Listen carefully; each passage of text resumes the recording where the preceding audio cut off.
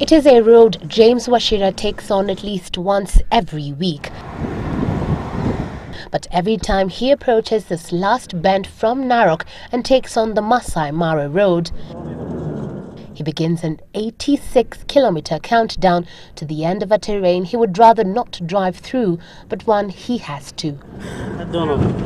James Washira is a tour service operator who ever so often takes on tourists from different parts of the world on the ultimate Kenyan safari experience. Today, however, just like most days in recent times, he drives an empty van to the Mara, where he is to meet with his clients who will have touched down at the park. This away from the norm that usually sees him pick them up at the Jomo Kenyatta International Airport and drive down with them to the Mara. Sasa inabidi watumie ndege, sisi tunaenda empty land. Tunachukua pande ya Mara. It is a terrain that impacts greatly on the ultimate experience, as I also soon came to discover. Our inability to properly communicate through the bumpy ride, another of his greatest misfortunes arising from the poor road network. Unapopiga safari yote, lazima urudi Nairobi, utengenezewe gari sababu suspension kwisha. James leaving us with the challenge of experiencing the road ourselves if and when we could. A challenge we take up early the next morning.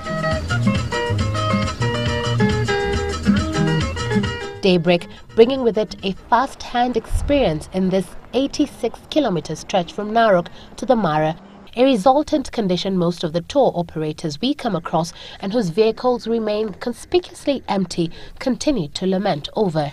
The few tourists we meet, though glad to be in Kenya, still not oblivious of the deplorable state. I don't like it, but this is the Africa safari, I think so.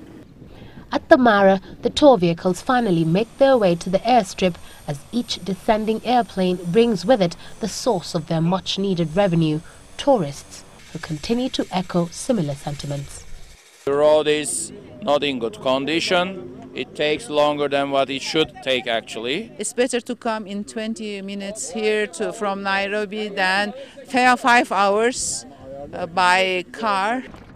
It is an 86-kilometer stretch that cannot be compared to the larger road that leads to it, the Nairobi-Mai Mahiu route that is a smooth descent until Narok town. The last point before the bumpy and potholed stretch.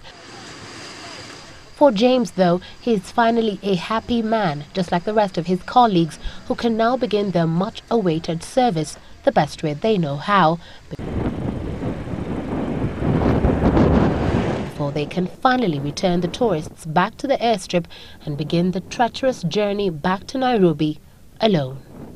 It is usually said that the end justifies the means, a not so appropriate saying when the means forces one to undergo more expenses and losses as compared to the ultimate end, which is the situation for the many tour operators forced to use the road network, forcing them to get the wrong end of a stick in what is an otherwise booming economy.